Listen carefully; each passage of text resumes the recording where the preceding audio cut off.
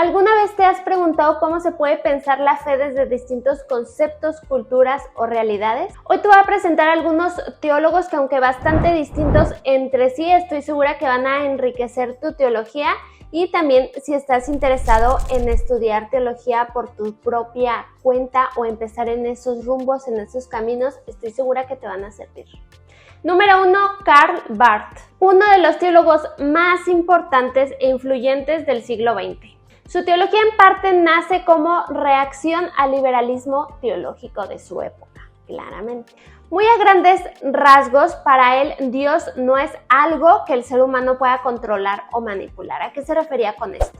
A que Dios se revela libremente y lo hace en su forma más álgida o definitiva en Jesucristo. Y que la teología debe nacer de esa escucha atenta a la palabra y no debe nacer de nuestras propias ideas. Debido a que él pensaba que la revelación de Dios definitiva era en Jesucristo, pues podemos asumir y podemos ver en lo que escribía y enseñaba que su teología es bastante cristocéntrica. Algo interesante de él es que él comenzó inclinándose más hacia la cuestión liberal, pero luego recapacitó y regresó a la cuestión más tradicional. ¿Cómo regresó él a lo tradicional? Número 1 fue por medio de su pastorado, porque vio que el liberalismo teológico de su época estaba inclinado más hacia una cuestión racional.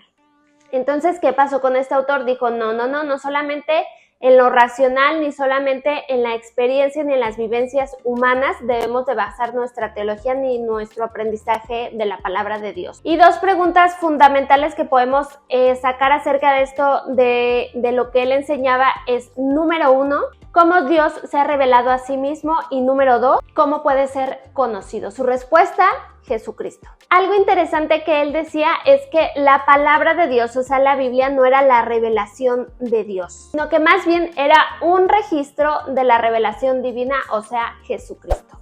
Si quieres ahondar más acerca de este autor, pues te invito a leerlo, y aquí te voy a dejar 2 razones de por qué leer a este autor. Número 1, porque te conecta con una fe totalmente centrada en Cristo. Y número 2, porque también te conecta con una fe profunda, una fe bíblica, y que puede hacer frente a algunas ideologías. Y autor número 2, amigos, y este es obligado, y yo creo que los que me siguen de hace tiempo van a saber que voy a decir a Dietrich Bonhoeffer. Claro que sí. Claro que sí. Muchos dicen que Bonhoeffer fue más que un teólogo y que fue un mártir de su tiempo por vivir, evangelizar, escribir, enseñar, hacer teología bajo el régimen nazi. ¿De qué hablaba Bonhoeffer a grandes rasgos? Número 1, de un cristianismo sin religión. Es decir, una fe que no se refugió bajo estructuras, sino que más bien una fe que se viviera. Una fe que siguiera a Cristo en lo concreto. Tiene su famosa idea y muy conocida por muchos en el ámbito teológico, el de el seguir a Jesús, y la manera un tanto radical, se podría decir, de cómo él lo expresa y cómo lo enseña en su famoso libro El costo del discipulado. Él también enseñaba sobre esa fe comprometida que se pone a un lado de los que sufren, y pues es obvio, amigos, estaba bajo el régimen nazi, iba a escribir e iba a enseñar en parte pues bajo ese contexto. También mostraba conceptos como una iglesia de comunidad viviente que invitaba a salir de su zona de confort a aquellas personas que se querían quedar únicamente pues en la iglesia sin ayudar a los demás. ¿Por qué leer a este autor, amigos? Número 1, porque su manera de escribir a mí me parece bastante interesante y que disfruto, vaya. Y número 2, porque te confronta a vivir y a experimentar y a enseñar un cristianismo que cuesta, pero que puede transformar la sociedad, que puede transformar muchas vidas desde el amor y la entrega. Número 3, amigos, Paul Tillich. Este autor es un tanto complicado, amigos. Bueno, en general todos. Para empezar, son del siglo XX. A veces te plantean cuestiones bastante profundas, bastante teológicas, que debes de decir, a ver, espérate. Me tengo que regresar a volverlo a leer y a volverlo a leer y a volverlo a leer. para entender, pero creo que Paul Tillich pues también tiene su chistecito, amigos, tiene su chistecito para leerlo y para entenderle a la primera está difícil, al menos para mí.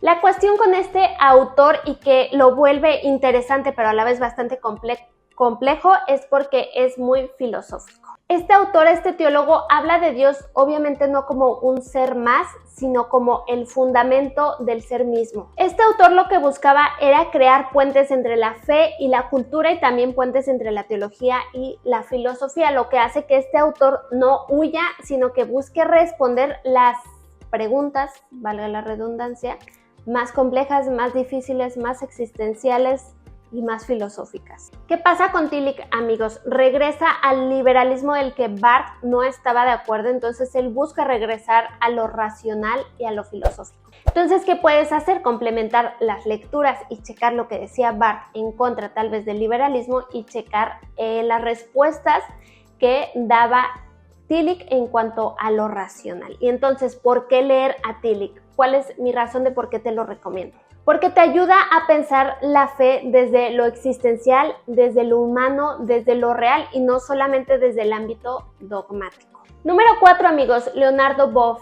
Leonardo Boff es uno de los grandes exponentes de la teología de la liberación. Lo que él enseñaba, lo que él escribía, su teología ha denunciado las injusticias para darle visibilidad a la tierra, como una ecoteología, y también a los más marginados, a los pobres. Este autor, Leonardo Boff, habla de un Dios que no está lejano, sino que está entre nosotros y entre los pobres, que está en medio del sufrimiento del pueblo. Como les digo, también desarrolla la cuestión de la ecoteología y presenta la creación como parte importante del reino de Dios. ¿Y por qué leerlo, amigos? ¿Por qué invito a ustedes a leerlos? Número 1, porque pues si estás interesado en la ecología, si estás interesado en la teología de la liberación, pues este autor te puede ayudar porque une fe, justicia y ecología en un solo mensaje, todo en uno. Y por último, amigos, la recomendación número 5, les quise hablar de alguien contemporáneo, el cual es Nicolás Panotto,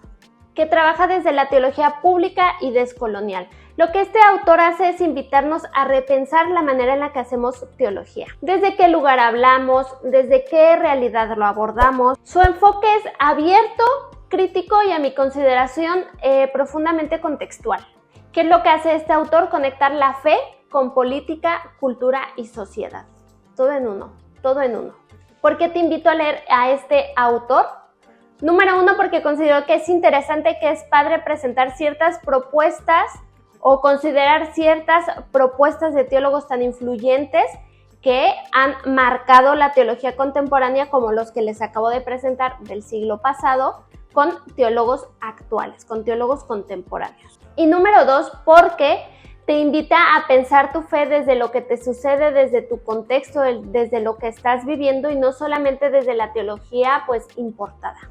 Que nada tiene de malo, he de aclarar.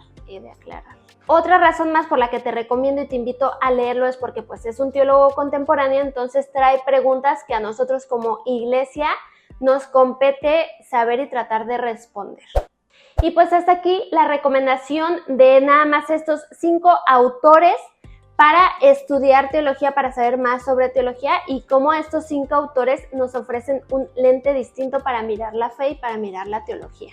Cuéntenme en los comentarios cuál les pareció más interesante, cuál resonó más con ustedes, cuál quieren empezar a leer primero.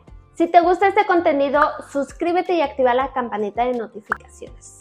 Pronto traeré más teólogos, más ideas, más videos para seguir reflexionando sobre nuestra fe y seguir profundizando sobre teología.